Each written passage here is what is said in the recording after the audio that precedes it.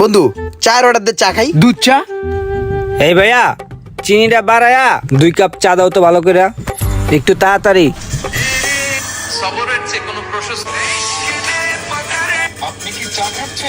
জানেন কি হতে পারে যেখানে সেখানে চা খাচ্ছেন?